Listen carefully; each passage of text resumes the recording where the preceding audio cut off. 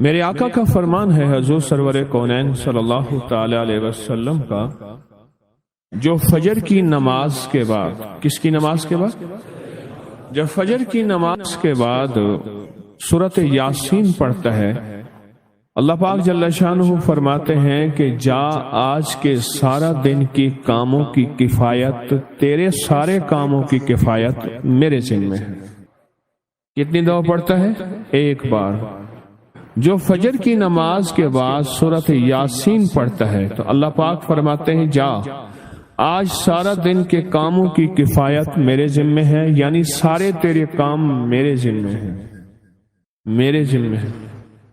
میں ایک عمل بتایا کرتا ہوں کہ جب آپ کسی نئے گھر میں جائیں 81 بار سورۃ یاسین مل کے پڑھ لیں۔ نئے گھر میں جائیں، اپنے گھر میں رہتے ہوئے تسبیح خانہ نیا گھر ہے، وہ گھر بھی عارضی ہے، بھی عارضی، کیا خیال ہے؟ اور یہاں اگر سورۃ یاسین 81 دفعہ پڑھ لیں، وہاں کی ساری برکات نصیب ہوتی ہیں۔ یہ جو 81 کا عدد ہے یہ اوتاد کا ہے۔ قرآن کی کون سی آیت ہے اوتاد کے ساتھ؟ والجبال اوتادا۔ اوتاد عربی زبان میں میخوں کو کہتے ہیں، ہم نے پہاڑوں کو میخیں بنا دی ہیں۔ اوتاد۔ جو بندہ 81 دفعہ سورۃ یاسین جو مجمع مل کے پڑھ لے، 81 اوتاد، اوتاد کہ پہاڑوں کو ہم نے میخیں بنا دیا، جس کی وجہ سے زمین کھڑی ہے، جس کی وجہ سے۔ اسی طرح نظام عالم جو کھڑا ہے اوتادوں کی وجہ سے ہے۔ اوتادوں کے اوپر پھر درجات ہیں بہت زیادہ، قطب ہے، قطب عالم ہے، پھر ابدال ہیں، پھر غوث ہے۔ یہ نظام ہے، روحانیت کے حکمران ہیں، یہ روحانیت کے عہدے ہیں۔ جو مجمع مل کے فجر کی نماز کے بعد 81 دفعہ سورۃ یاسین پڑھے، آپ تو 81 سے زیادہ پڑھ چکے ہیں، سوچیں، کئی 81 پڑھ چکے ہیں، بہت بڑا مجمع ہے ماشاءاللہ۔ 81 دفعہ سورۃ یاسین مجمع مل کے پڑھے اور مخلصین کا مجمع ہو، یہ شک ہے کہ مخلصین ہیں یا نہیں ہیں۔ مثلا آپ جائیں اور آپ جا کے کہیں سے بندے اکٹھے کر کے لائیں اور انہیں لاکھ مخلص ہونے کا 1 گھنٹے کا گھوٹا لگائیں اور ان سے بات کریں، پھر بھی شک ہے مخلصین ہیں یا نہیں ہیں۔ اور یہاں الحمدللہ آپ سارے مخلصین بیٹھے ہیں، کہیں الحمدللہ۔ اللہ کے لیے آنے والا مخلص ہے، اللہ کے لیے رہنے والا مخلص ہے، اللہ کے لیے بیٹھنے والا مخلص ہے۔ جب مخلص ہوں اور 81 دفعہ سورۃ یاسین پڑھیں تو فرمایا اللہ جل شانہ اس کی جگہ کے لیے ایک لفظ ہے، رب ادخلنی مدخل صدق واخرجنی مخرج صدق واجعلنی من لدنک سلطانا نصیرا۔ اس کا مفہوم یہ ہے، آیت کا ترجمہ اب میں مفہوم بیان کر رہا ہوں۔ اے میرا مولا، میرا یہاں آنا، ادخلنی مدخل صدق واخرجنی مخرج صدق، میرا رہنا، میرا جانا، میرا آنا، میرا بیٹھنا، اے سخی آقا اس کو ایسے بنا دے جیسے تیری بارگاہ میں کوئی بادشاہ ہوتا ہے، کوئی سلطان ہوتا ہے اور کوئی بڑا ہوتا ہے، اور تو اس کے لیے کیا مسندیں بچھائے گا اپنے خزانے غیب میں، جو تیرے خزانے میں بادشاہ جنت کا ہر جنتی بادشاہ ہوگا، ہر جنتی بادشاہ ہوگا۔ اس کے لیے قالین ہوں گے، اس کے لیے نعمتیں ہوں گی، اس کے لیے انعامات ہوں گے اور اس کے لیے حیرت انگیز برکتیں ہوں گی۔ فرمایا جو 81 دفعہ پڑھے گا اللہ کے خزانوں میں، اس کا شمار بادشاہوں میں ہوگا۔ جو 81 دفعہ سورۃ یاسین پڑھتا ہے اس کی چاہت سے ملتا ہے، ضروری نہیں وہ کہے۔ اس کو گہرائی سے سوچیں، اس کو پھر سوچ کے سوچیں۔ جو 81 دفعہ سورۃ یاسین پڑھتا ہے اس کی کس سے ملتا ہے؟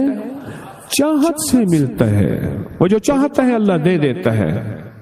فجر کی نماز کے بعد 81 دفعہ سورۃ یاسین پڑھنے سے اللہ اس کی چاہت کے مطابق دے دیتا ہے۔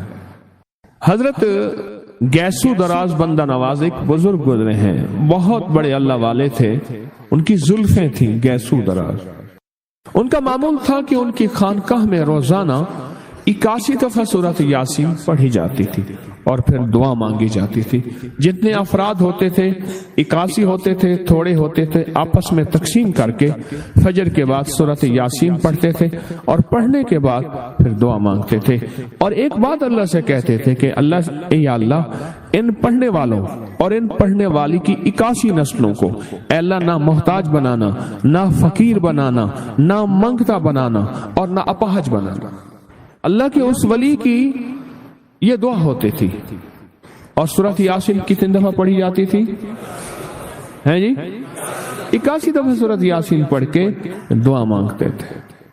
اور قدرت کا نظام دیکھیں، تاریخ بتاتی ہے کہ ان کے اس محفل میں بیٹھنے والے جتنے بھی تھے، جنہوں نے دل کی گہرائیوں سے، سچے جذبے سے، یہ نہیں ہے کہ فجر پڑھ کے سو گئے یا فجر سے پہلے ہی سو گئے، سچے جذبے سے جنہوں نے پڑھا، اللہ پاک نے ان کی نسلوں میں رزق، وسعت، دولت، ایمان، عافیت، بیٹے، نعمتیں، خیریں اور برکتیں عطا کی. اللہ نے ان کی نسلوں میں وہ چیزیں عطا کی جنہوں نے فجر کی نماز کے بعد مل بیٹھ کر 81 بار سورۃ یاسین پڑھی. کیوں؟ 81 اوتاد ہیں. سوتے وقت سورۃ اخلاص ایک عمل ہے.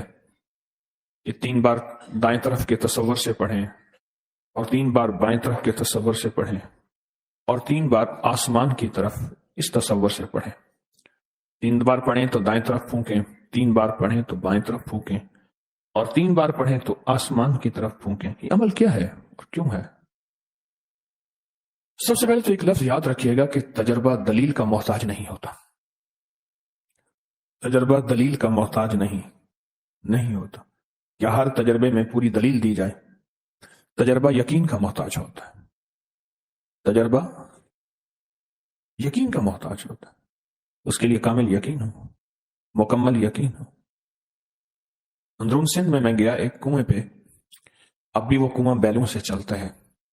7 مندر ہے ہندوؤں کا. اس کنویں میں پیسے بھی ڈالتے ہیں، فروٹ، سبزیاں، پھل، روپے، جو چیز اس میں ڈالتے ہیں. فروٹ، پھل، سبزیوں کی وجہ سے اس کنویں کے پانی میں سخت عفونت ہے. لیکن اس کو جب کنواں چلتا ہے پیتے ہیں، کہتے ہیں یقین ہے کہ اس میں کامل شفا ہے، مسائل کا حل ہے، مشکلات سے دوری ہے. تجربہ دلیل کا نہیں، یقین کا محتاج ہوتا ہے. سورۃ اخلاص، مشرکین نے پوچھا کہ اللہ کے حبیب سے آپ اپنے رب کا تعارف کروائیں. وہی رب مشرکین کا بھی ہے. کفار بھی اسی رب کو مانتے تھے پر کہتے تھے آپ کا رب کیا ہے جو آپ کہتے ہیں، اس کا تعارف کیا ہے. تو اللہ پاک نے یہ لفظ ان کے سنا تو جبریل آئے اور سورۃ اخلاص لائے کہ میرے رب کا یہ تعارف ہے. احد بھی ہے، صمد بھی ہے، لم یلد ولم یولد بھی ہے اور ولم یکن لہ کفوا. اب ایک چیز آپ محسوس کریں، سورۃ اخلاص میں پہلے احد آیا ہے، قل ھو اللہ احد، کوئی نقطہ نہیں. اللہ الصمد، کوئی نقطہ نہیں. اور آخر میں پھر لم یلد ولم یولد ولم یکن لہ کفوا، کوئی نقطہ نہیں. یہ جو لفظ احد ہے نا، حضرت بلال کو سمجھ آ گیا تھا. جتنا ظلم، استبداد، آگ پہ گھسیٹنا تکلیف، ان کے منہ سے ایک لفظ نکلتا تھا، احد احد احد. بس وہی ہے، اس کے علاوہ کوئی ہے ہی نہیں. وہی ہے. یہ جو وحدانیت اور احد ہونا ہے، یہ شیاطین اور جنات اور خبائث کو کھا جاتا ہے. وہ احد ہے. اور جب یہ لفظ آپ پڑھتے ہیں تو وہ جناتی اور شیطانی چیزیں جو آپ کے ساتھ ہر وقت ہیں، آپ کے دسترخوان پہ بھی ہیں، آپ کے بستر پہ بھی ہیں، آپ کے بیت الخلاء پہ بھی ہیں، آپ کے گھر میں بھی ہیں. اس لیے بندہ جب سلام کرتا ہے گھر میں جا کے تو وہ شیطانی چیزیں کہتی ہیں ایک دوسرے سے، ہٹ جاؤ، اس گھر سے نہ کھانا ہے، اس گھر سے نہ کھانا ہے، اس گھر میں نہ آرام ہے، نہ اب دونوں چیزیں اس گھر میں نہیں ہیں. کیوں؟ ایک حیرت انگیز طاقتور نام اللہ جل شانہ کا لیا جاتا ہے جس سے وہ شیطانی چیزیں ہٹتی ہیں اور دور ہو جاتی ہیں. اس لیے زندگی میں سورۃ اخلاص پڑھنے والا وہ شیطانی حملوں سے محفوظ، شیطانی حملوں سے محفوظ، برے خواب سے محفوظ، بری موت سے محفوظ. ایسی موت جو غفلت سے آ جائے. کتنے لوگ سوئے پھر نہ اٹھ سکے، کتنے لوگ سوئے پھر واپس نہ آ سکے. اور سورۃ اخلاص اور سورۃ اخلاص کے ساتھ جو موکلات اور فرشتے ہیں وہ اس بندے کے دین، ایمان اور دل کی روشنی کو قائم رکھتے ہیں۔ اس لیے قبر والوں کے قریب کلمے کے بعد جو سب سے بہترین، مبارک اور معتبر اور مستند اور بابرکت نورانیت چیز سورۃ اخلاص ہے۔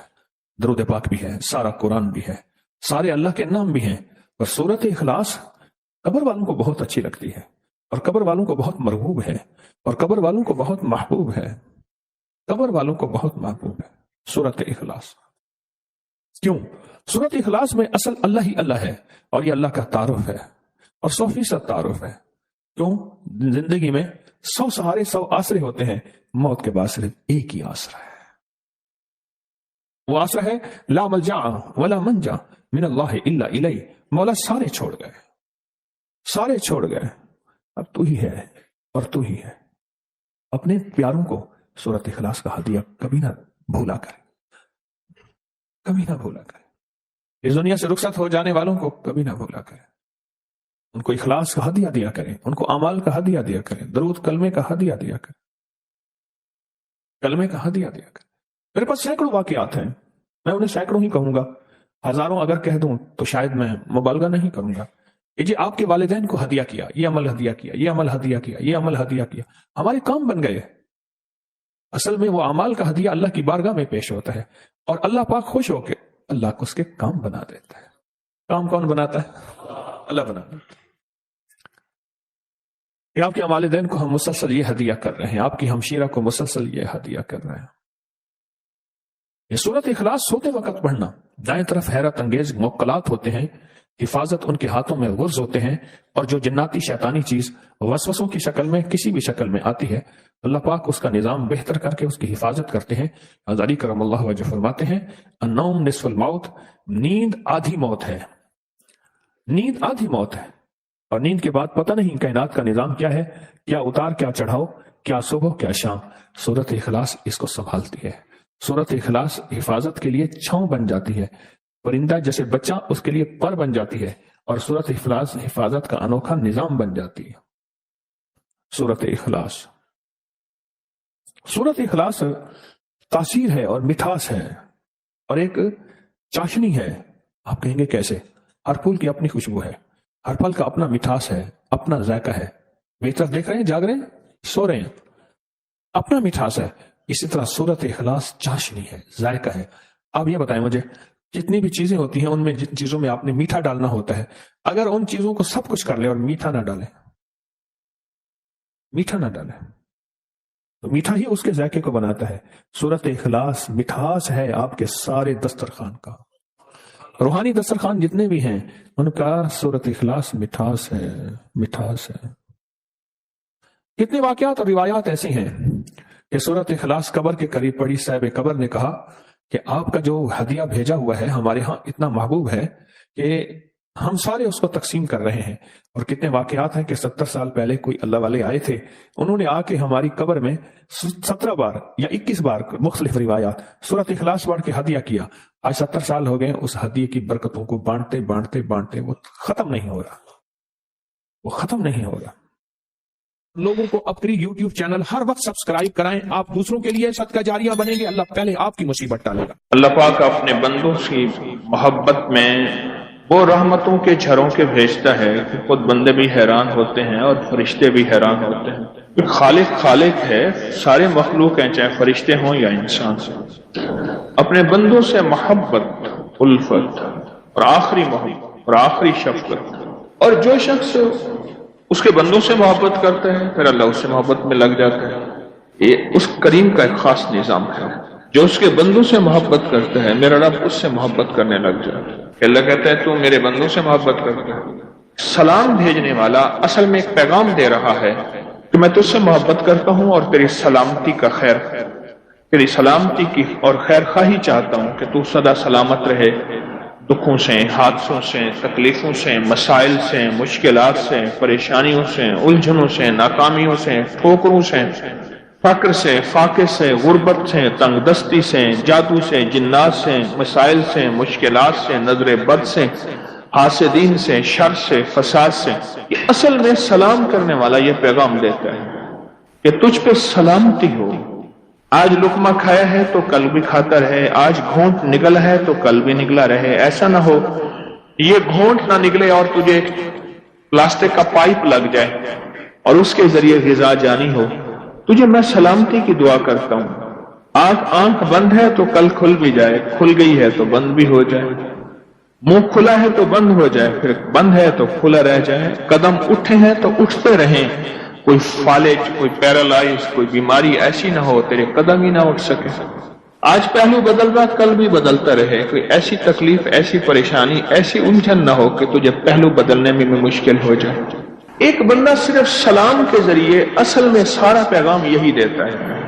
جسے بظاہر ہم سلام کہتے ہیں وہ سارا پیغام یہی، یعنی اس لفظ سلام کے اندر یہ ساری دعائیں، یہ ساری کیفیتیں اور یہ سارے احساسات چھپے ہوئے ہیں. یقین جانیے بعض اوقات لفظ سلام کو اور مجھے سلام کرنا ایک جمعدار نے سکھایا تھا. میں روزانہ کالج جاتا تھا. ایک گھر کے اندر سے ایک گلی تھی، گلیوں سے نکل کے شارٹ میں سڑک پہ جاتا تھا، پھر وہاں سے کالج جاتا تھا. ایک جمعدار کھڑا تھا تو اس نے اپنے انداز میں مجھے بات کی، اپنے انداز سے، اور مجھ سے کہنے لگا خان صاحب آپ ہمیں کبھی سلام نہیں کرتے، ہم جمعدار ہیں، غریب ہیں، اس لیے. ایسی بات چوٹ لگی، ایسی چوٹ لگی. یعنی اس وقت میرے بھی گزرنے کا وقت ہوتا تھا اور اس کا جھاڑو اور نالیاں صاف کرنے کا وقت. ایسی چوٹ لگی. پھر اگلی چوٹ ایک بندے نے ماری، وہ بھی کالج میں، جس کا واقعہ میں نے کئی بار سنا ہے. پہلی چوٹ تو اس بندے نے کہ مجھے سلام کرنا چاہیے ہر کسی کو. کل کی بات ہے، میں بیٹھا تھا تو ایک بندے نے کہا جی میں نے آپ کو 3 دفعہ سلام کیا. کسی سوچ میں گم تھا. میں نے کہا جی میں آپ کو 3 دفعہ جواب دیتا ہوں. پھر میں نے اس کو 3 دفعہ جواب دیا. درود محل میں بیٹھا تھا تو اس نے مجھے کہا جی آپ کو میں نے 3 دفعہ سلام کیا. کسی خیال میں سوچوں میں بیٹھا، میں نے سنا ہی نہیں. وہ جو اگلی چوٹ کہ صاحب کو دیکھا ایسے لڑکھڑا کے چلتے تھے جیسے ان کی ٹانگیں لکڑی کی بنی ہوئی ہیں یا مصنوعی بنی ہوئی، اور بہت تیز چلتے تھے اور ہر کسی کو السلام علیکم السلام علیکم، ہر کسی کو سلام کرتے تھے، ہر کسی کو سلام. وہ وقت میری کالج جانے کا ہوتا تھا اور بعض اوقات آنے کا بھی ہوتا تھا. کالج سے واپسی 2 بجے چھٹی ہوتی تھی. ایک دفعہ میں نے اس سے پوچھا، میں نے کہا آپ یہ کیا کرتے ہیں؟ اس نے جو اپنا واقعہ سنایا، میں نے اس کو کئی بار تفصیل سے سنایا ہوا ہے. کہنے لگا کہ میرے اوپر سے بہت بڑا ٹرک گزر گیا، نچلا دھڑ ہڈیاں چکنا چور ہو گیا. مجھے جب ہوش آیا تو انہوں نے کہا جی یہاں دستخط کریں کہ آپ کی نچلی دونوں ٹانگیں کاٹنی پڑیں گی، اگر نہ کاٹی تو یا یہ ہڈیاں اندر گل جائیں گی اور پیپ پڑ جائے گی جسے انفیکشن کہتے ہیں، یا یہ ہے کہ یہ پتھر کی ہو جائیں گی اور ساری زندگی تمہیں اس کا بوجھ نہیں اٹھا سکو گے. تمہارے دھڑ کو ہم اس کے وزن سے ہٹانا چاہتے ہیں، پھر مصنوعی ٹانگیں لگا دیں گے، بساکیاں ہوں گی جو بھی ہوگی. میں نے کہا نہیں، میں اپنی ٹانگیں نہیں کٹتا نہیں دیکھنا چاہتا، میں نہیں دیکھنا چاہتا. انکار کر دیا. میں ٹھیک ہو گیا، صحت یاب ہو گیا، لیکن ٹانگیں نچلے کوئی پتہ نہیں ہوتا تھا. مکھی بیٹھی ہے، چونٹی کاٹ رہی ہے، کوئی خبر نہیں تھی. نچلا دھڑ ختم. کوئی عرصہ پڑا رہا. ایک دفعہ ایک صاحب عیادت کرنے لوگ آتے تھے، تسلی دے کے چلے جاتے تھے. ایک صاحب آئے، تم ایسا کرا کرو ویل چیئر میں بیٹھ کے اپنے دروازے میں بیٹھ جایا کرو، آتے جاتے کو سلام کیا کرو. کوئی اللہ کا ولی ہوگا ایسا جو کہے گا وعلیکم السلام، بس تیرا کام بن جائے گا، اللہ کے ولی کی دعا لگ جائے گی. کیا پتا کس رنگ میں کوئی خضر ہے، کس رنگ میں کوئی ولی ہے، کس رنگ میں کوئی کریم کا دوست ہے، اور کس کیفیت میں اللہ کا ولی ہے کہ بظاہر سمجھ ہی نہیں آتی. ہم تو ظاہر کو دیکھتے ہیں، وہ دل کی دنیا تو وہ کریم جانے. کوئی کسی درویش کی تجھے دعا لگے گی وہ تو ٹھیک ہو جائے گا، بالکل ٹھیک ہو جائے گا. مجھے یہ دلیل جو اس کی بات تھی، یہ چھوٹی سی میرے دل کو لگی، بہت لگی. کہا ٹھیک ہے. دروازے پہ ویل چیئر میں مجھے گھسیٹ کے بٹھا دیتے تھے. آنے جانے والوں کو سلام کرتا تھا، آنے جانے والوں کو سلام کرتا تھا. پھر میرے جی میں آیا کہ یہ نفع تھوڑا ہے، اس کو زیادہ بڑھانا چاہیے. کرسی میری گھسیٹ کے چوک پہ رکھ دیتے تھے، وہاں لوگوں کی آمد و رفت زیادہ تھی. بس سارا دن لوگوں کو السلام علیکم، جواب کوئی دے نہ دے، کبھی جواب کا انتظار نہ کریں. یہاں تک فرمایا جو بندوں کو سلام کرتا ہے فرشتے اس کے سلام کا جواب دیتے ہیں. ہمارے لیے تو فرشتے ہی کافی ہیں، فرشتے اس کے سلام کا جواب دیتے ہیں، ہمارے لیے تو فرشتے ہی بہت ہیں. اور وہاں میں نے پھر سلام کرنا شروع کر دیا، لوگوں کو بہت کثرت سے کرتے کرتے کرتے کرتے کچھ ہی عرصے میں میں نے محسوس کیا میرے جسم کے اندر ایک طاقت آ رہی ہے، ایک قوت آ رہی ہے، اور میری ٹانگوں کے احساسات بڑھ رہے ہیں. سلامتی لوٹ کے واپس آتی ہے، بددعا لوٹ کے واپس آتی ہے، لعنت لوٹ کے واپس آتی ہے، لعنت لوٹ کے واپس آتی ہے. سارا دن بعض بندوں کا کام لعنتیں دینا، بددعا دینا. انہیں علم نہیں ہے کہ جس کو لعنت دے رہا ہے وہ بعض اوقات اس قابل نہیں ہوتا کہ لعنت کے قابل ہو. کوئی ہزاروں لاکھوں میں سے ہوں گے بھی صحیح، پر لاکھوں لعنت کے قابل نہیں ہوتا، اور یہ لعنت دے رہا ہے، گھومتی ہے اور گھوم کے واپس آ کے اسی کے گلے میں لعنت توق بن کے اس کے گلے میں، اور بعض اوقات نسلوں تک چلتی حدیث آئے، حدیث مبارک ہے. اور اس طرح دعا اور اس طرح سلامتی، سلام کرنے والا سلامتیاں بکھیر رہا ہے. اللہ کا نام ہے یا سلام ہو، سلام اللہ کا نام ہے. ہر نام کے اندر خیر ہے اور صفات ہیں، اور ہر نام کے اندر ایک برکت ہے، اور ہر نام نور سے مزین منور ہے. ہر نام کے اندر شفا بھری ہوئی ہے، راحت بھری ہوئی ہے، رحمت بھری ہوئی ہے، خیر بھری ہوئی ہے، برکت بھری ہوئی ہے. اللہ جل شانہ کا یہ صفاتی نام ہے، بھرا ہوا ہے سب کچھ. اچھا، ہمیں اس کا تھوڑا سا پتہ ہے اللہ کے ہاں اس میں کیا خیر ہے، اور اللہ کے ہاں اس میں کیا برکت ہے، میرا رب ہی جانے. اب اس نے جو سلام کیا وہ اس کی طرف چیز لوٹنا شروع ہو گئی. بس یہی مطلوب تھا، وہ چیز لوٹے اس کی طرف. کہنے لگا میرے پاؤں میں ٹانگوں میں احساسات بڑھے، وہ خیر لوٹنا شروع ہوئے، اور اس کے ٹانگوں کے احساسات بڑھنا شروع ہوئے، اس کے اندر کی کیفیات، احساسات. بس یہی تھا. اسے یقین ہو گیا.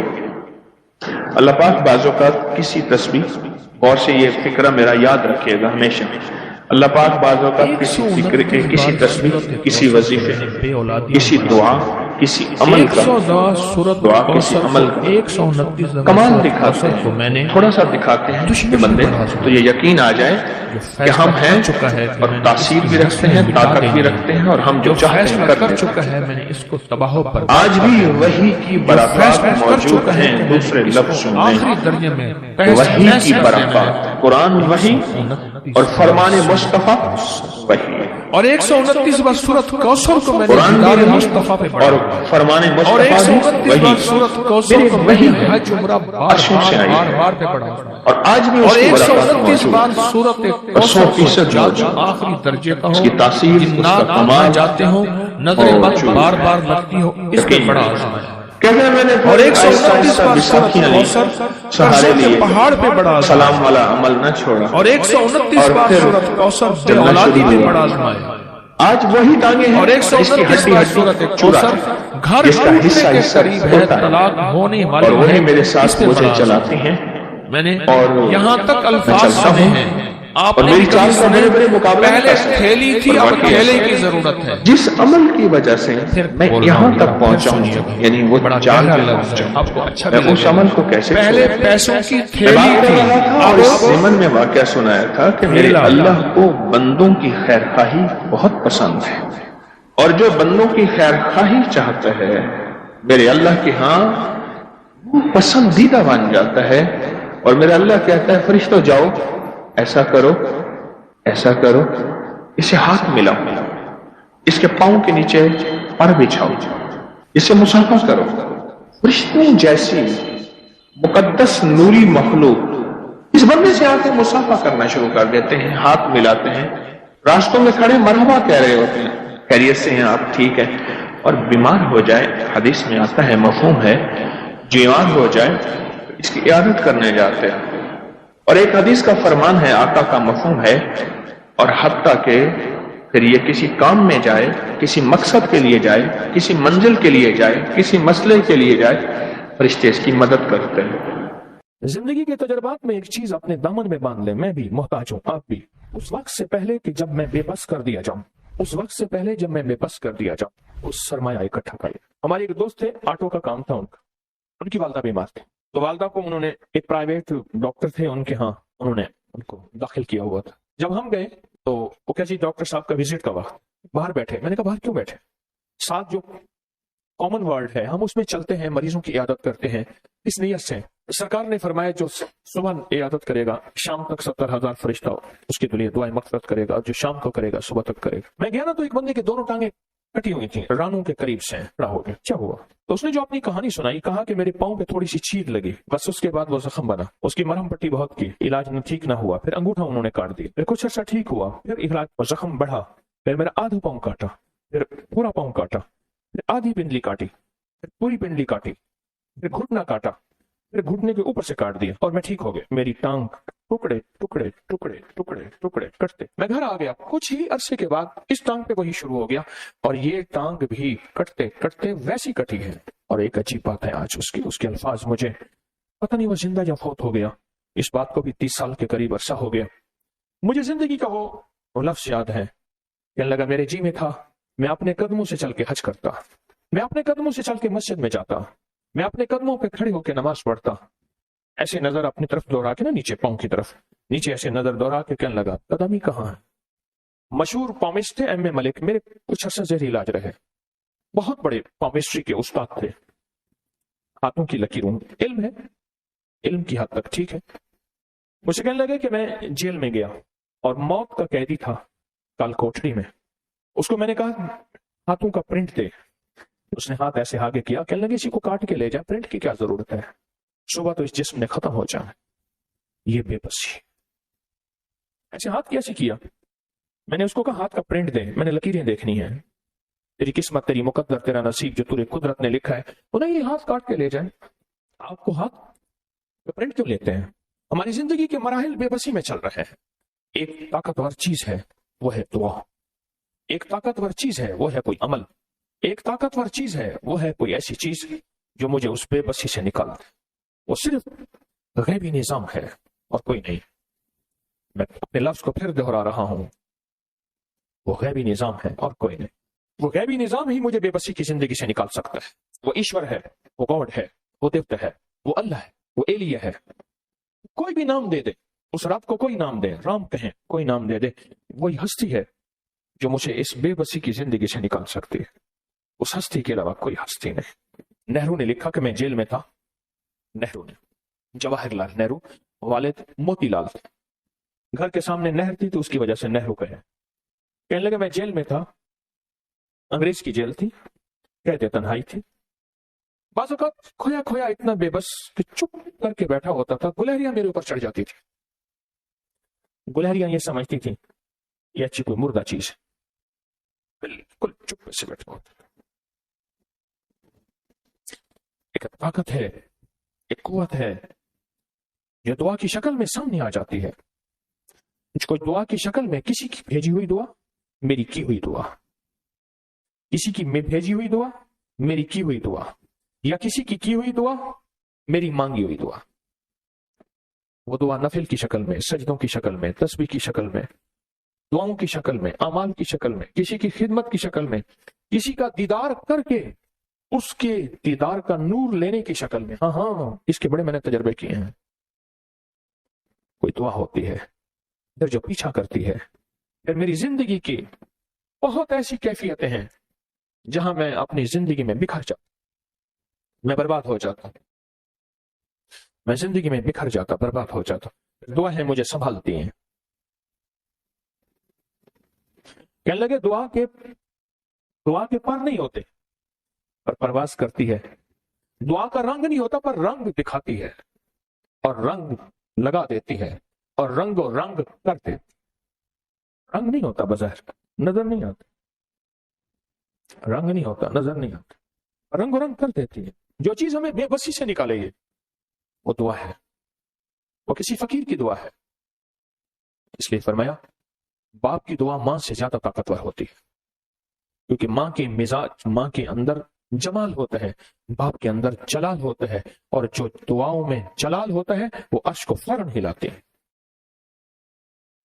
جلال ہوتا ہے جہاں، وہ عرش کو فوراً ہلاتے ہیں. کوئی دعا میرا پیچھا کرے، اللہ کرے، بس یہ آس ہے، یہ آس ہے. اللہ کرے میری دعائیں پیچھا کرے.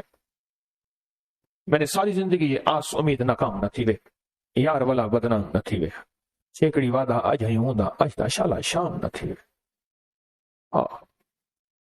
آس امید ناکام نہ تھی وے، یار والا بدنام نہ تھی وے، چیکڑی وعدہ اج ہی ہوندا اج تا شالا شام نہ تھی وے.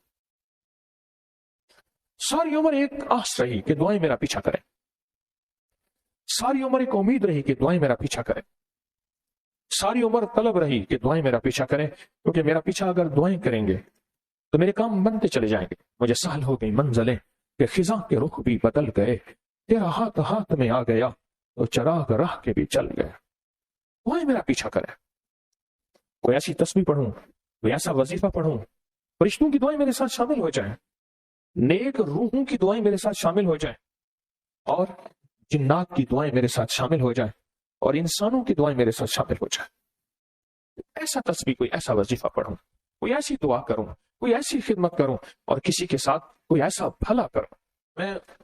مجھ سے دعائیں جدا نہ ہوں، میری قبر میں بھی دعائیں شامل ہوتی رہیں، موت کے وقت بھی دعائیں سامنے آ کے کھڑی ہو جائیں، اور فرشتوں کو کہیں آ جاؤ، اور شیاطین کو کہیں ہٹ جاؤ، اس کا کلمہ نہ چھینو، اس کا ایمان نہ چھینو، اس کو کلمے والی موت چاہیے. دعائیں آ کے موت کے وقت بھی میرے سامنے کھڑی ہو جائیں اور میرا ساتھ دیں موت کے وقت. میں یوکی سے بات کر رہی ہوں. اس لیے میرا مسئلہ یہ ہے کہ میرے ہسبینڈ ہیں، وہ چارٹرڈ اکاؤنٹنٹ ہیں، تو مجھے ان کے لیے یہ چاہیے تھا کہ ان کے کلائنٹس نہیں آتے ہیں نا، تو میں چاہتی ہوں آپ کچھ مجھے ایسا بتا دیجیے ان کے کاروبار میں بزنس میں بہت برکت ہو جائے. بہت محنت کرتے ہیں لیکن کلائنٹس بہت کم ہوتے ہیں، تو وہ کہتے ہیں میرے کلائنٹس زیادہ ہیں، تو اس کے لیے آپ مجھے کوئی ایسا وظیفہ بتا دیں. اور دوسرا یہ کہ میرا اپنا ایک بڑا گھر ہو جائے یہاں پہ. کلائنٹس اگر زیادہ آئے تو پھر آپ کا نیند نہیں آئے گی، پھر آپ وہ کلائنٹس کو سنبھال نہیں سکیں گے. اور اگر بڑا گھر مل گیا تو پھر وہ میری اماں کے پاس نا بھائی آئی بیٹھی تھی، پرانی بات ہے، میری اماں کے پاس ایک خاتون آئی بیٹھی تھی، تو کہنے لگی ماسی وڈا گھر گدم چیل کنڈا ہک تھی کہ بڑا گھر لیا ہے، میری کمر ٹانگیں ختم ہو گئی ہیں صفائیاں کر کر. تو پھر آپ کو تو پریشانی ہوگی، بڑا گھر بھی، اور پھر نہیں مجھے پریشانی ہوگی، میں الحمدللہ کروں گی. بس یہ کہ ابھی جو گھر ہے اس میں بچے ماشاءاللہ زیادہ ہو گئے ہیں، سب چھوٹے پڑ گیا، تو میں کہتی ہوں بڑا گھر ہو جائے. تو میں نیت کرتی ہوں کہ میں زیادہ مہمان بلاؤں گی سب کو انشاءاللہ، اور نماز کی بھی میری کافی نیت. بس میں چاہتی ہوں بڑا گھر ہو جائے، میرے ہسبینڈ کے بزنس میں بہت ترقی ہو جائے. وہ بہت محنت کرتے ہیں، بس کرتے ہیں، کلائنٹس نہیں آتے، بہت کم ہوتے ہیں. آپ سنیں، آپ ایک تو ابھی کے جو وظائف پڑھ رہے ہیں ان سب وظائف کی آپ کو اجازت ہے. دوسرا یہ کام کریں وضو کی دعا بڑے گھر کے لیے بھی اور کلائنٹ بڑھ جائیں اس کے لیے بھی. اس کا 1 سوا لاکھ 3 سوا لاکھ 5 سوا لاکھ کریں. اللہم اغفر لی ذنبی ووسع لی فی داری وبارک لی فی رزق. اس کو سارا گھر پڑھے، ہر بندہ اپنے سوا لاکھ کا ٹارگٹ بنا کے پڑھیں، ہر بندہ اپنے سوا لاکھ کا ٹارگٹ بنا کے پڑھے.